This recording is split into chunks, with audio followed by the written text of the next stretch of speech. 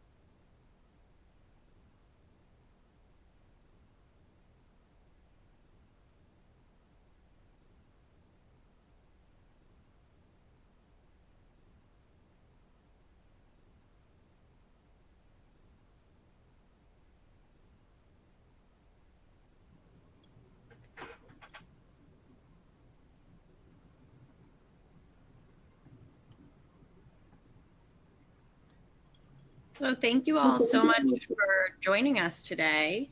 We're going to get started with our formal presentation here in just a moment. Give everyone just a final minute to hop on and get settled in. You'll see an attendee chat and a Q&A box on your screen. So if you have comments or questions now or at any point in the presentation, please feel free to share them there. We'll go through those throughout the presentation and then again at the end. And I know Amy has started a little bit of a chat here. Some of us are, we're all around the country and the world here, so we'd love to hear where you're calling in from, and there's some crazy summer weather happening around, so please share, and we'll get started in just 1 minute here.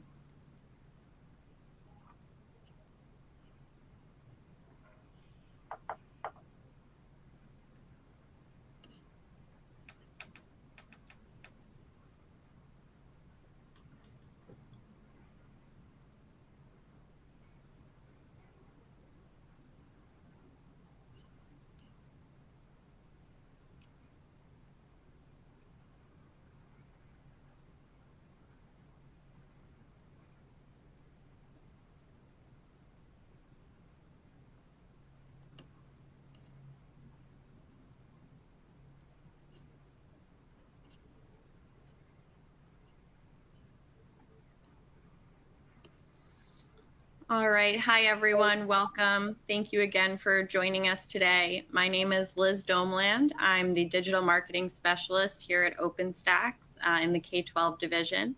And today we're joined by Dr. Amy Baldwin, who is the senior contributing author of all 3 of Openstax College Success textbooks.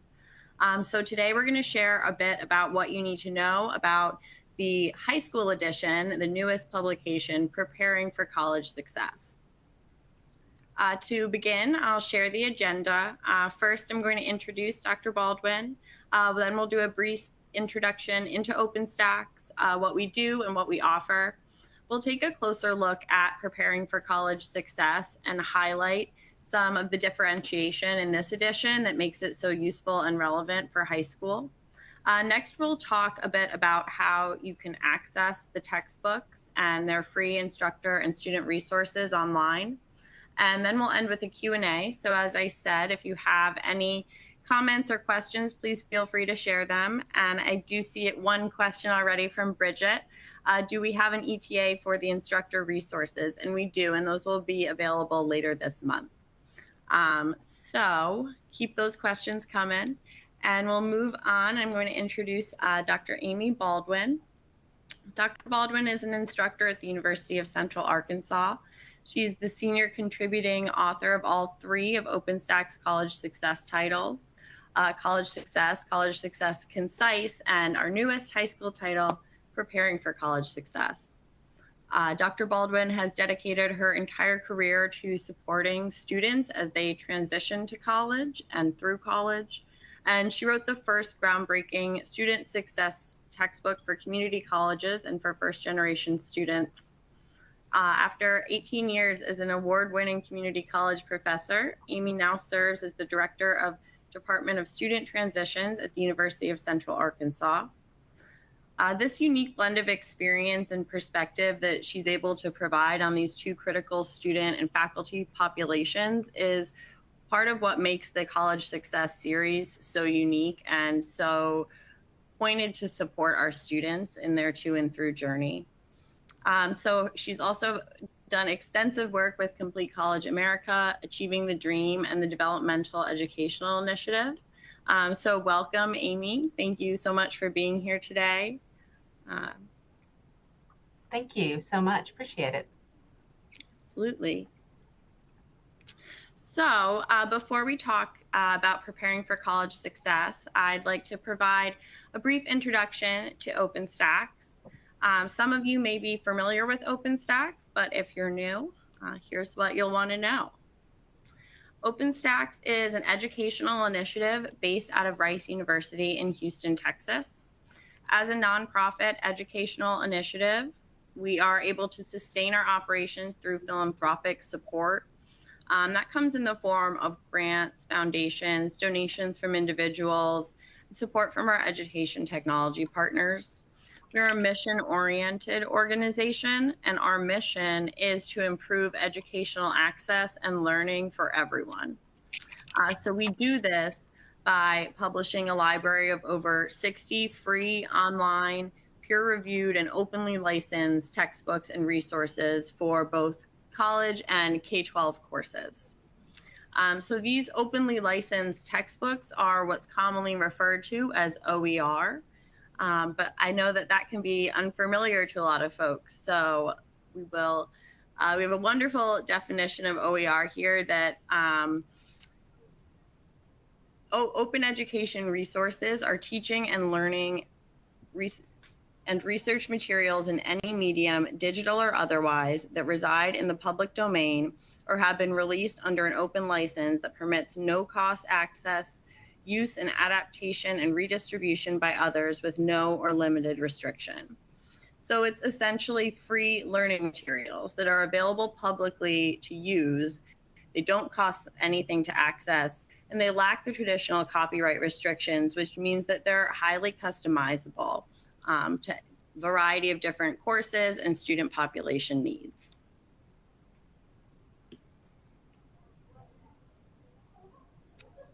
So Openstax textbooks are an example of OER. All Openstax textbooks are available for free on our website and are written by educators and industry experts like Dr. Baldwin. All of our textbooks undergo an extensive peer review and revision process, as well as regular errata and currency updates. We value the feedback from users like you, and within our Openstax community, we have an errata process that allows our community to submit to our textbooks for revisions or corrections. So at Openstax, we believe that education is not a luxury, and our greatest ambition is for innovative ideas and discoveries to cycle back into the classroom and into the hands of curious learners through high-quality research, technology supports, and science to drive equitable student success. Since Openstax published our first book in 2012, we have saved over 6.5 million students over $1.8 billion in educational costs, which is just so exciting. And I think so many of us can look at our own experiences and our student loans and just understand that that's a really, really great accomplishment. So we're very proud of that. Within K12, Openstax is already used in over 7,000 schools and classrooms and supported by over 16,000 teachers. Openstax is also used globally in over 140 countries.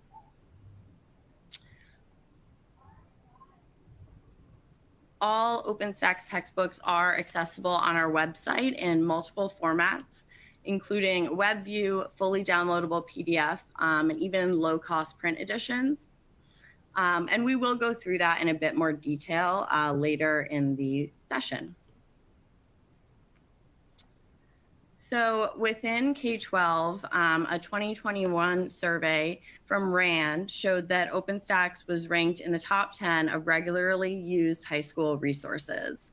6 of the top 10 books used by K12 teachers are science textbooks, and several of those were initially developed for the higher ed space and have actually been customized because of that OER within the K12 space.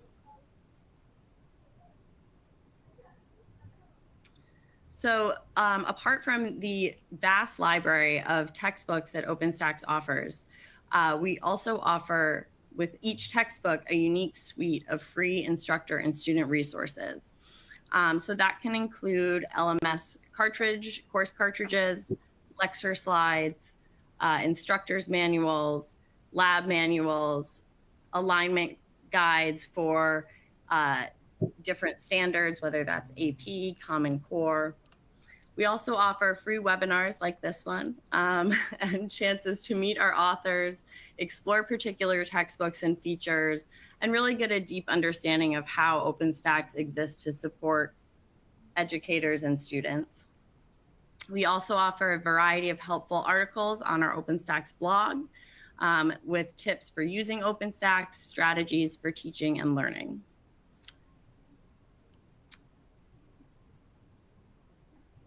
Openstax really does offer a lot of what the traditional for-profit textbook publishers offer. The only difference is that our textbooks are entirely free online. So from day one of the class, students are able to access a full version of the text. They're able to get into those additional resources, and they don't have, which for some of these younger students, these big heavy books that they have to lug around, and they also don't have to worry about having internet access. So before we dive into preparing for college success, I did want to just take a look here at the chat and Q&A and just pause for a moment to provide some time for that.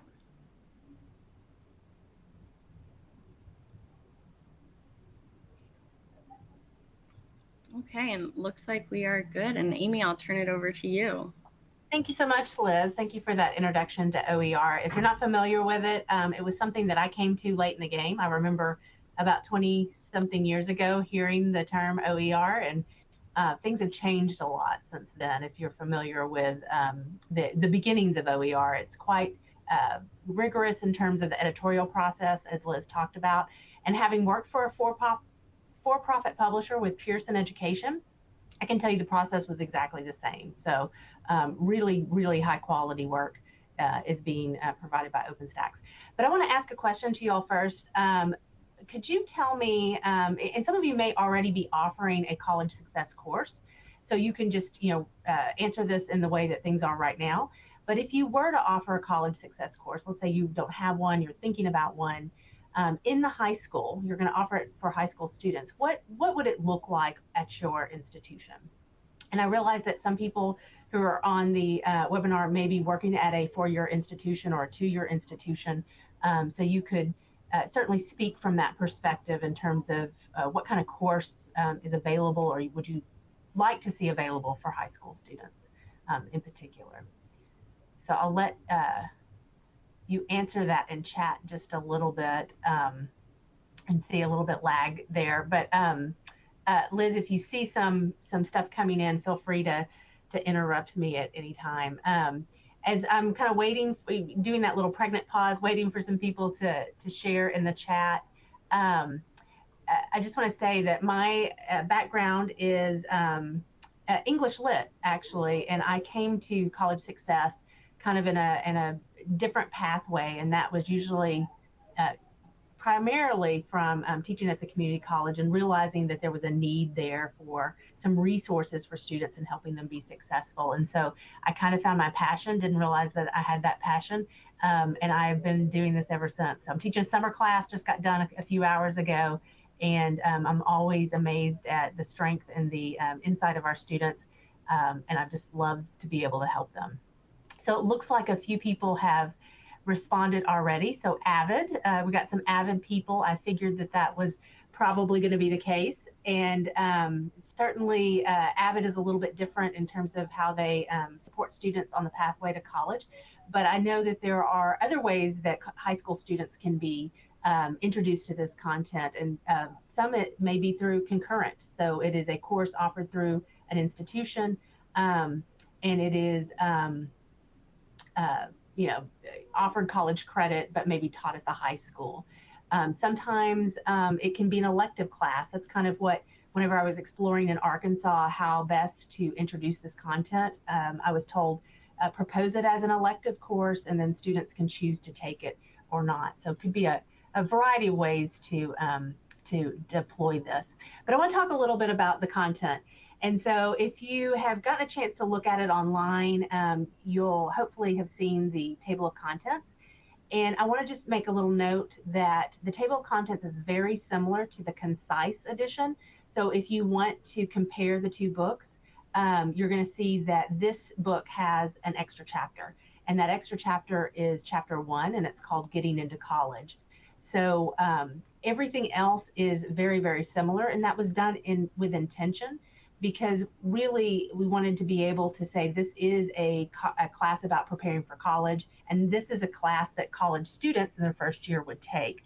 So at the high school level, they're getting the exact same content, which I think is really important.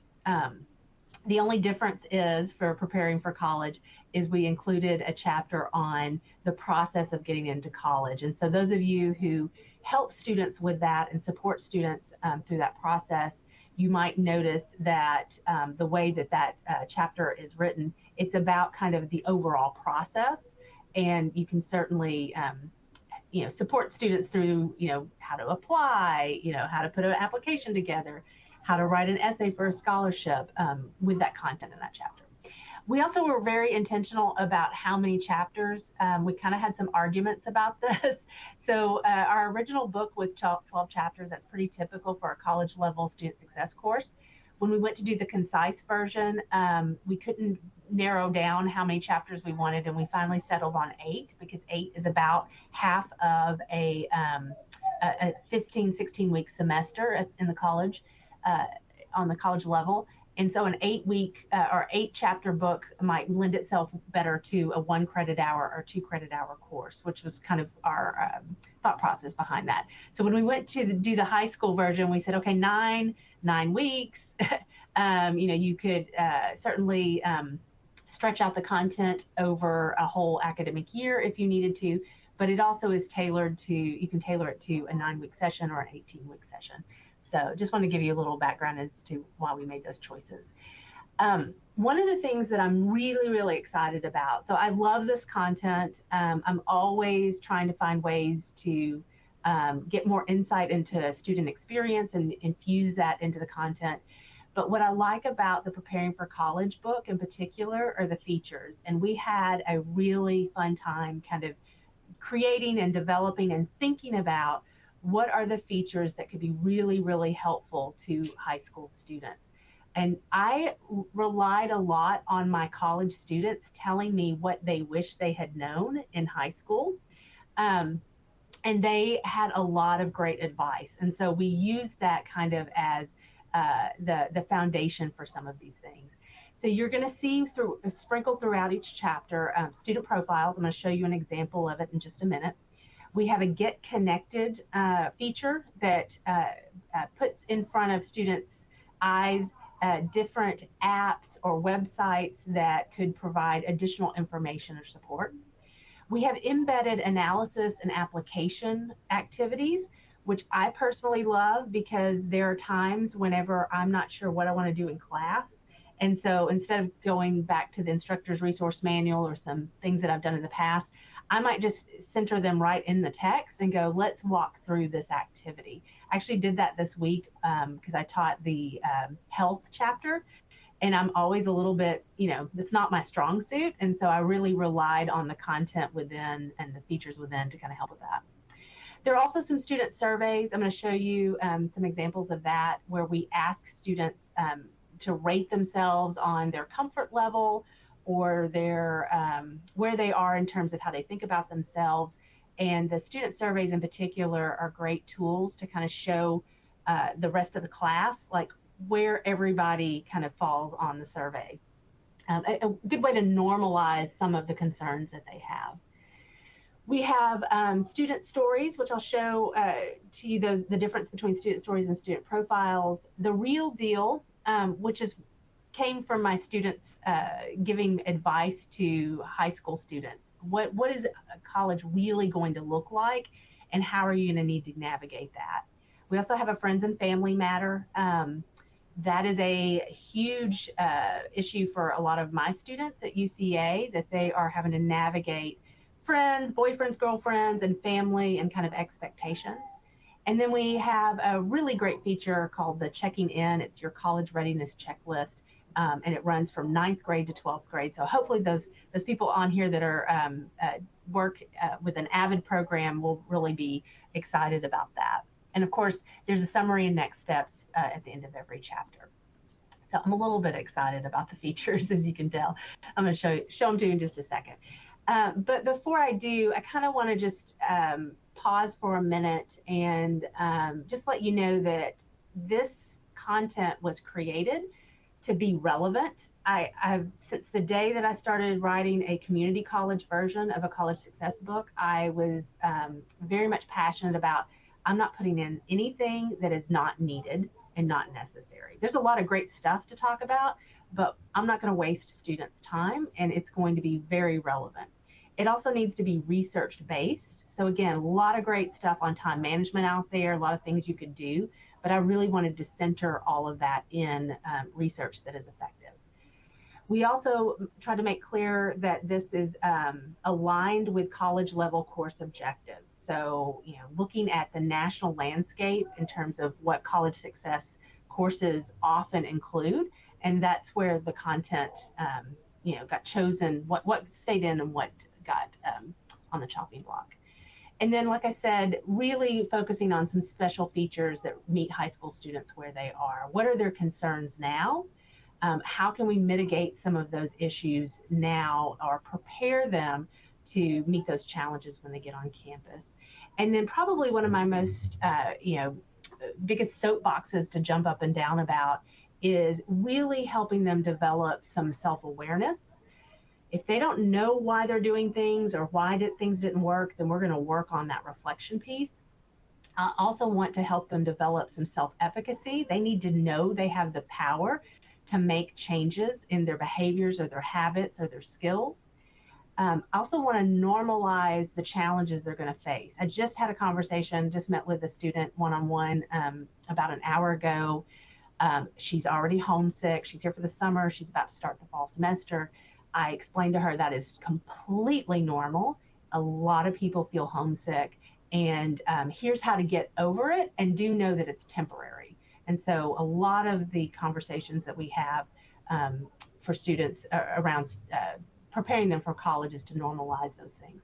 And then definitely problem solving. They're going to face quite a few challenges. Sometimes some of those things are going to be new, completely new to them, financial aid, for example. And are we equipping them with the information to help them solve those problems? So Liz, is there anything that's come up in chat or in the Q&A that needs to be addressed at this point? So we had a few other comments about how, in response to your chat question, so there's some teacher training to teach the course for college credit, some use at community college. So I think we've kind of gotten through that, and you'll continue to, I think, answer those questions as we go. And I did have someone who was having trouble with the chat, and if that's happening for anyone, please feel free to put your questions in the Q&A or your comments in there instead. That's no problem. Okay, great. I'm just going to show you some screenshots from the features, because I think that they can help you kind of see what is available a little bit more deeply. So the student story that I talked about as a feature, it is a thread throughout all of the chapters. There are 3 different students, so you get to see 3 different pieces of their experience. And I did that with intention so that you could kind of see that a student could be really good in one thing and have some challenge in another, and kind of maybe give you a little more rounded view of a sample student. And in this case, this chapter starts with the student's story. She's excited, she's a little concerned, she has these mixed feelings, and then I provide some questions there to kind of spark some conversation or discussion. If you were Anna, what would you do in this situation? What would you do to meet people? How would you manage the feeling, and those kinds of things? So those are there really for you to generate some discussion with students, or maybe even assign it to them as a reflection or something that they can do on their own. The student story is one piece of it. This other feature that I talked about, the friends and family matter, is another kind of way of looking at that student story, but it is a little bit more in depth. And this is where the friends or the family influence comes in. And again, really intentional about this particular feature, because a lot of my students that I've worked with over the past almost 30 years, first generation, they're from maybe low income, they may be from rural settings, and so they're kind of far away from home. Maybe they're from out of state. And so that friends and family piece is really integral into their success.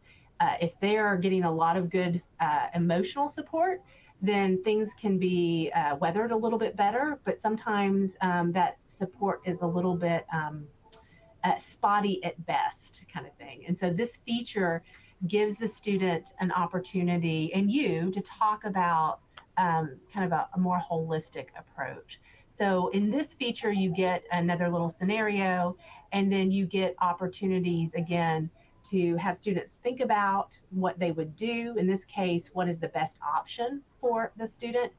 And then one of my favorite pieces of this is the scripting of the conversation. I had a student who came in. I've been doing student conferences this week, so just to let you know why I've been talking to so many students one-on-one. And he doesn't live very far away, but he feels obligated to go home every weekend. And he said his mother's very overprotective. I'm sure that means that his mother loves him dearly, dearly, dearly. And he said, you know, it's getting on my nerves and I want to stay, but I don't want to hurt my mom's feelings. And so I talked to him about, okay, could we script out something that you could say that you'd feel comfortable saying?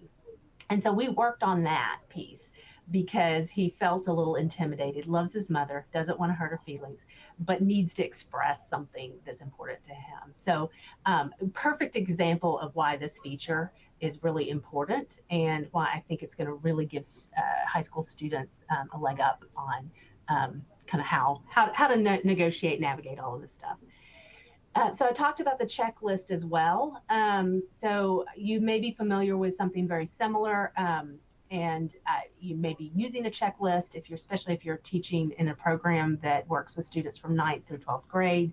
What I love about this checklist is you can easily scroll down. It'll start with the 9th grade, and I think every third chapter we have the checklist, and you can kind of see by season or by semester what the student needs to be doing, and you can either assign some things or talk about it if you want to.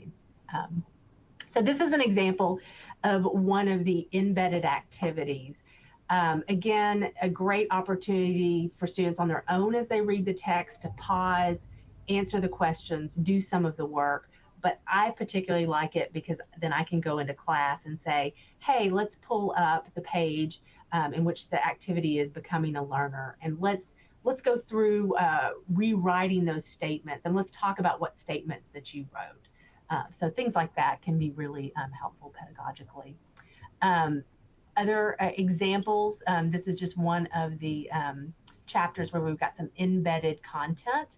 And I think what's important here is we often compare the college experience to the K through 12 experience so that they can kind of see that things that they might have done in K through 12 that, or in high school that could have helped them and probably worked really well may need to be tweaked or adjusted for college. And so that's usually a big aha moment for students, which is, oh, I need to study differently, or oh, you know, I need to manage my time differently.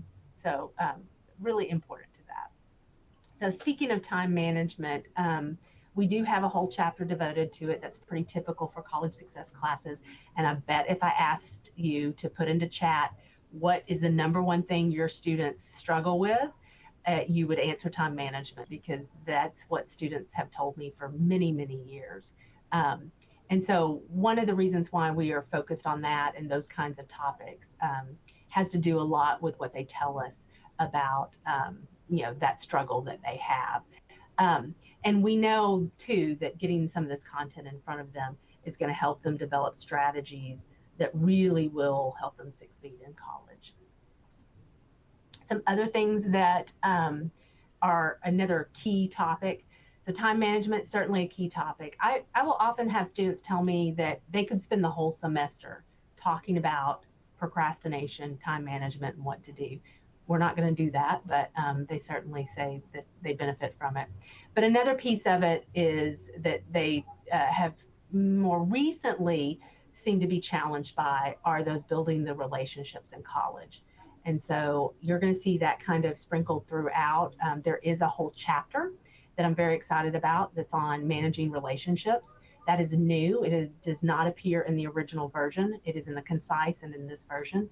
And that was written with the intention of helping students who have been through the pandemic. They have been basically, I think the cell phone has been attached to them since birth. It feels like it, at least. They don't go anywhere without it. I get that. And so they've really struggled with the social aspect and the introducing yourself and the small talk and the managing conflict. That one's always a difficult one for them. And also the realization that in college, those networks need to be rebuilt.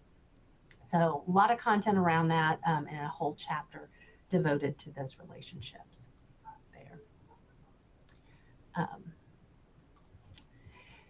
Other different types of content, just again, screenshots. And if there is time, maybe we can talk Liz into showing a live shot of the book and kind of poke around in there. But you can kind of see, this comes from the, this one is from the health chapter in particular. And again, content that we created since the first version of it in 2020 that really, I think, speaks to this generation and the concerns and the needs of what will help them be successful. And in this in particular is about social media. And I'm sure you all have a lot to say about social media and student use. Another piece of this content that I think is important is we really try to lay out the value of a college degree. And if you read those first 2 chapters for the high school version, you might notice that I kind of hedge a little bit and say, look, a college degree it's okay if you don't go to college, decide not to get a 4-year degree, maybe go to a technical vocational school. But really, here's the value of it long term. And we know this from the data that we have. So just kind of showing them that there is value. It's a long-term return on investment. And it is, for many of us, worth our time and effort to put into.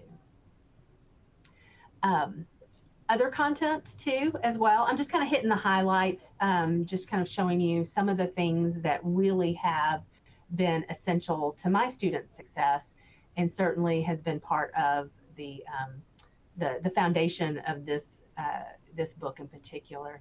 But really kind of helping them with the process of making choices and decisions. And this particular content comes from the last chapter on planning your future, and really helping them nail down that, you know, they've got to get all the information that they need. They need to be self-aware. They need to know they have the ability to make a change. And they need to start seeking information to be able to help them make the best decision. So remember, I talked about problem solving early on. That is infused throughout the chapters, really giving them a handle on, not telling them exactly what to do, but giving them the opportunity to see the process and then make a customized plan for themselves. So I just sped through a lot of content, a lot of features, a lot of thoughts. And before I turn it back over to Liz, I wanted to see if anything resonates with you all. Anything that you see in the content that you think, oh, wow, yes, my students will really benefit from that. I'm just curious, or if there's any questions about the content that you might have. And Liz, you probably have a better handle on chat. Do you see anything? Yeah, so we definitely have some comments that the student story features are really great, and reiterating that procrastination and time management is just such a huge whole concept, you know, that really is understanding and implementing. And yeah, thank you so much for covering all that. My takeaway in looking through the book, especially even the first time, was just like, there is so much in here that is so valuable, that is really getting down to the applicable level where students can take the information and say, oh no, I can see how to use this. The whole scripting, you know, talking in a high pressure situation can be really overwhelming, and especially as you transition to that new environment. So there was For me, that was something that really stood out. And someone made a comment in chat that I did want to acknowledge, and I don't know who it was, the initials were AV, but they said the pacing of college classes is a big transition. And I want to reiterate, absolutely. I asked my daughter, so I have a college graduate, one who's will be a senior this year in college, and she was pretty much an academic achiever. She knew how to study. She was good. So I didn't worry too much about her. And I asked her at the end of her first semester, I said, what was your biggest surprise? Because I thought she probably had a pretty smooth transition. And she said, oh my gosh, the pace I was not prepared for. And she took, upper, AP or IB or whatever classes. So I thought, well, you've had to work hard. Why is it the pace? And she goes, my biology class used the exact same textbook that I had in high school. But Mom, we did that whole book in 36 weeks, not 15. In college, we did that whole book in 15. And when she articulated it that way, I went, oh, that's really wise. And I need to share that with students because on the surface, it looks very similar, but they don't realize the pacing is what is going to nip them if they're not careful. So I'm glad that somebody brought that up. For sure. Procrastination, absolutely. I have to say that they will tell you that they are the world's best procrastinators. And we talk about how normal that is. Remember normalcy? Yeah, making sure we normalize it. And then we find ways and practice what strategy is going to work for you the best and then adjust. Didn't work on this one, then try something else. So that's really, really important. Because I'm all about empowering the student, and the more they know, and the more they get to practice this class. I love this class because they get to practice these things. I create situations where they have to study, and then they take a test, and then they bomb the test, and then we talk about why they bombed the test. So they don't fail the class; they just bomb a test, and it's just a great playground for that kind of stuff. So we have a great question here from Joanna. Does the book cover somewhere the dilemma colleges are having with this generation of students who had to deal with COVID and the social, academic, and emotional gaps they carry to college? That is a great question, Joanna. It doesn't call it out specifically, probably in part because we wanted to make sure that we weren't dating the content. But I can tell you the health chapter was revised heavily with this in mind. And so you are going to see, if you go to that health chapter, much more on well-being and mental health and emotions, that we've got an emotion circle what's the word for it?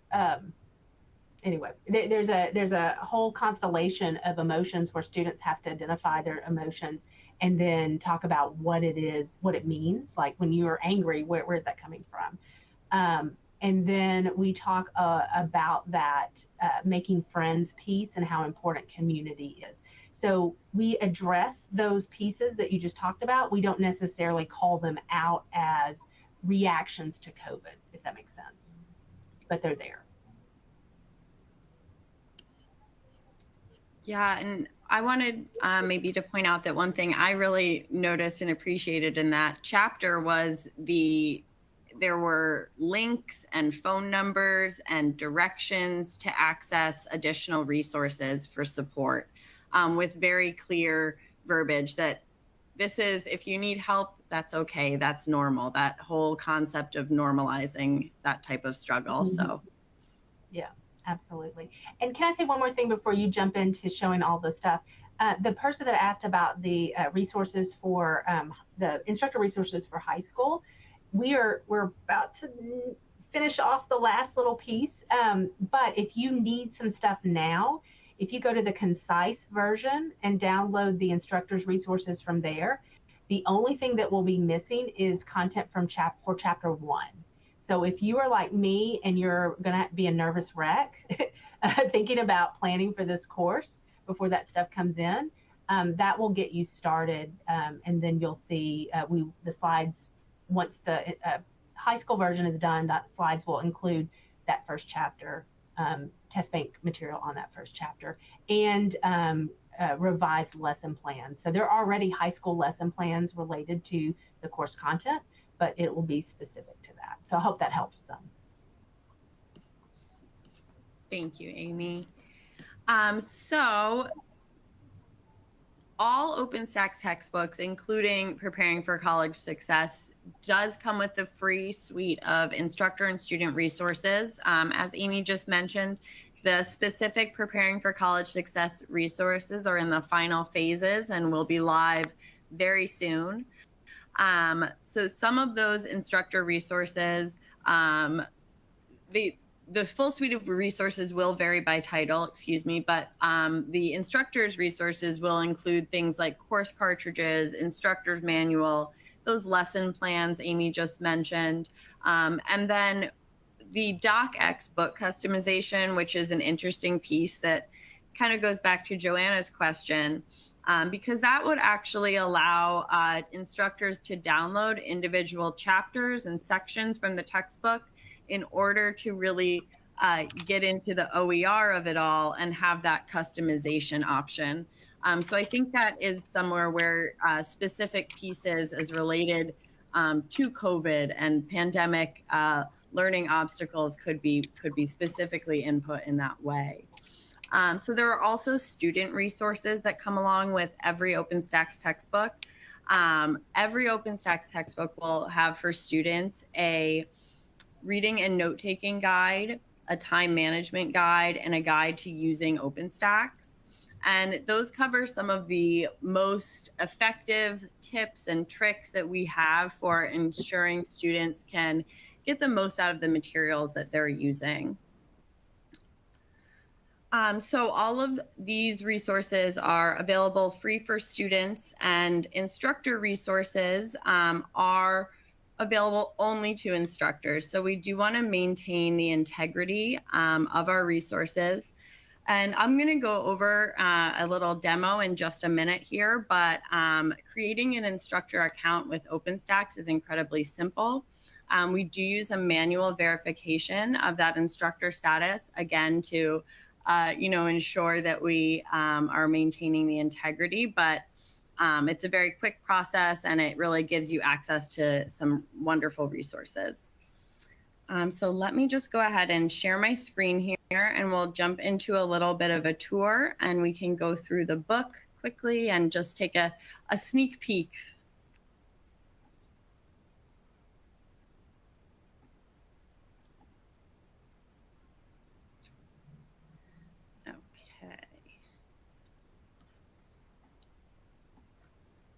All right, just bear with me 1 second while I adjust the window here. Okay, so from our website, openstax.org, we have a very handy little button here that will bring you to the K12 side of our webpage.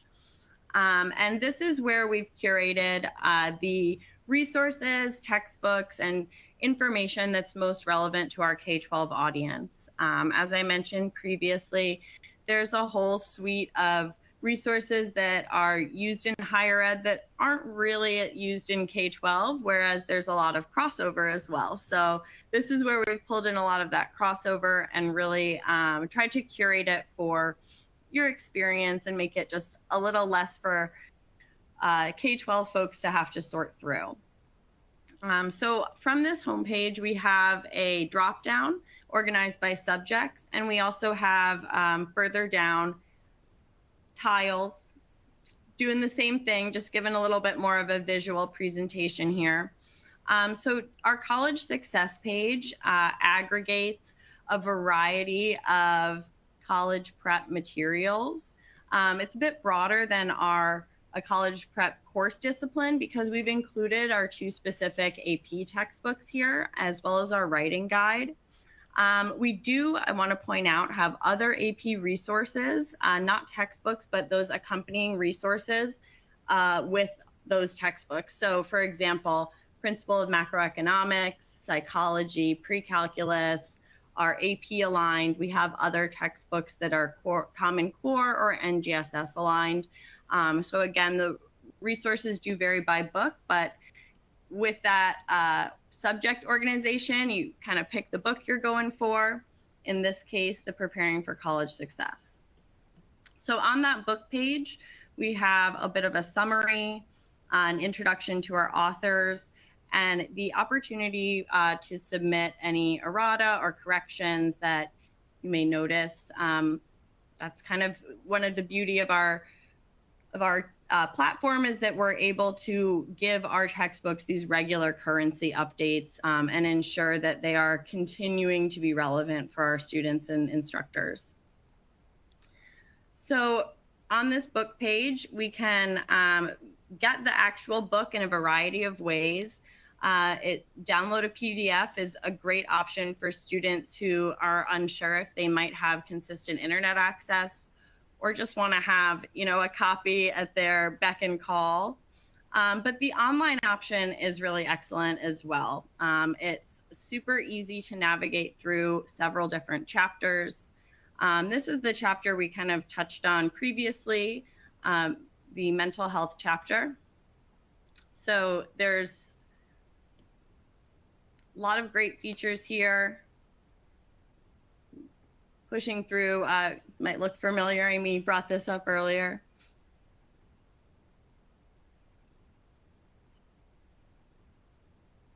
Okay.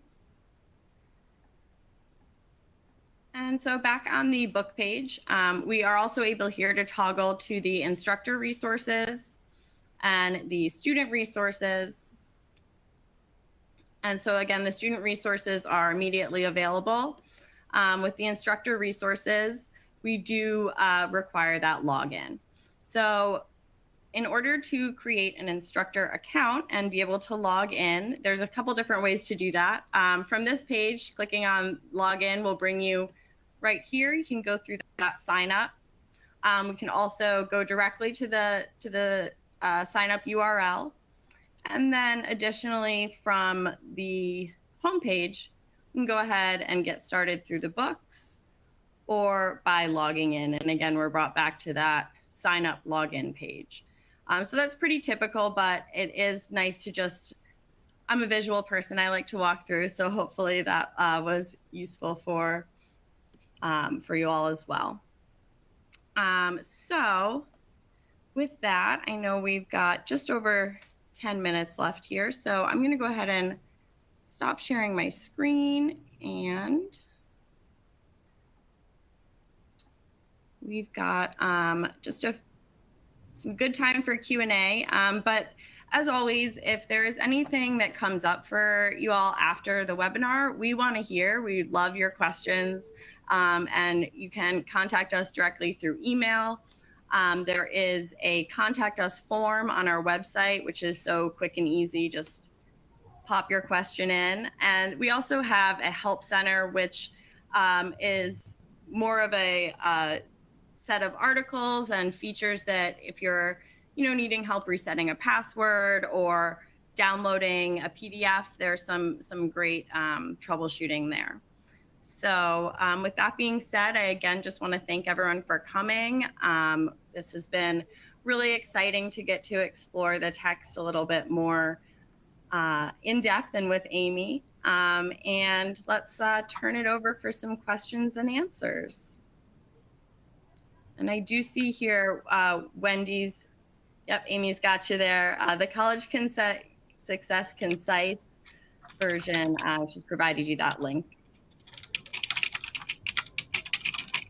And I'm putting my email address in the chat. So if anybody has anything in particular, especially about teaching the course or anything like that, I'll be more than happy to answer those questions.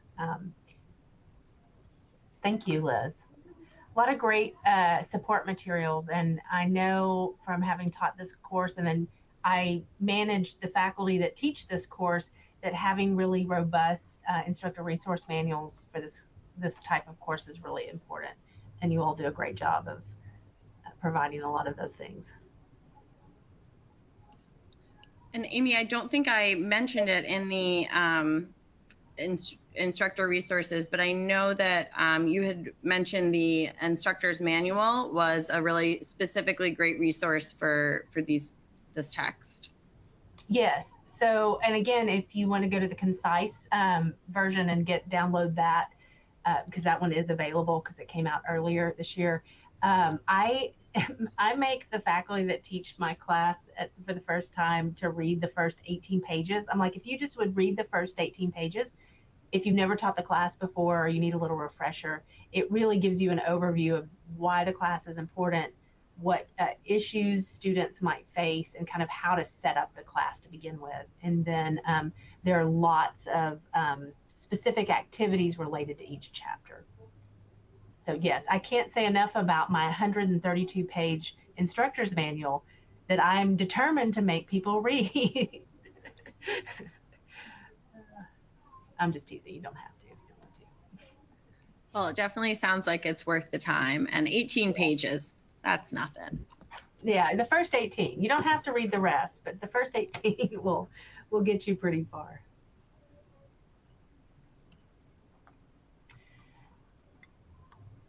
Do we have any other questions or anything that? Let's see here.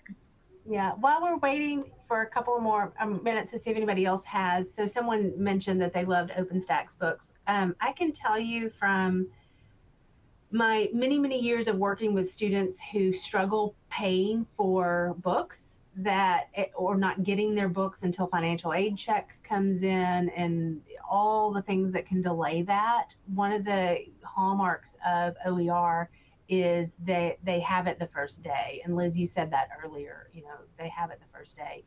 And there are a lot of different departments that I've worked with, different courses that are not student success in particular, who really trip students up whenever they have high cost books. Sometimes they're fantastic. I'm not dissing that, but the barrier of having to find the funds to pay for the access code or the book, and then they lose time getting into the course and doing the work, can be incredibly devastating for students who are on those thin margins to begin with. And so that's a beautiful piece of what you all do is you've eliminated that. So thank you for that. Yeah, I think for me personally, that resonates, very much. And I think that for a lot of folks, just that little delay in receiving that financial aid or in kind of organizing. And I remember college courses where, there were some that you didn't get the books list until kind of the very beginning. And that delay, it can be very stressful and compound some of those other obstacles, including the pacing that we've talked about. Yeah, I mean, it takes you 3 weeks to get the book, and then your professor has just been a whirlwind of a Tasmanian devil of information, you might go, oh no, I can't catch up. So, and I embed the links. I make it really easy for my students. I embed the links in our LMS. They have a folder with this week's content. Here's a link directly to the book.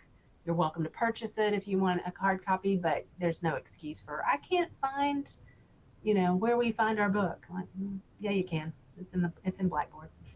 Well, Amy, that's a great point that I think actually a lot of our K12 teachers do have that question is how do they get their students to access it? And it really is as simple as putting a link in your syllabus, whether that syllabus is in an LMS or not. But there is really a seamless integration there.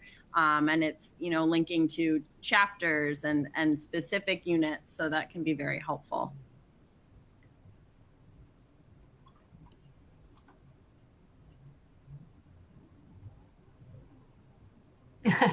So I don't know if you saw Sarah's point about being a parent and loving Openstax for that.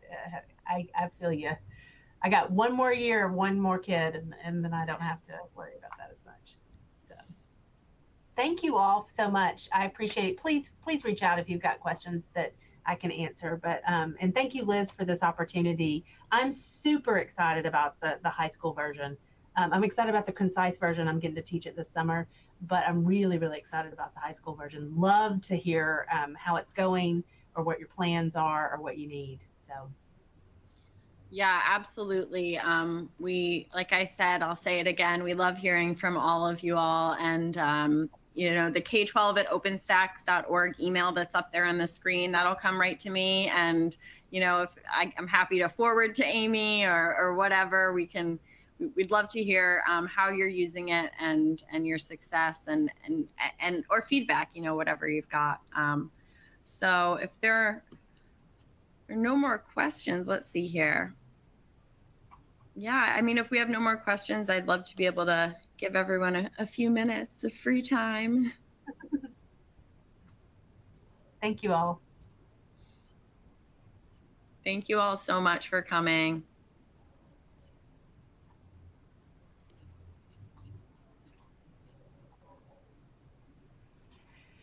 It's been fun. Thanks so much.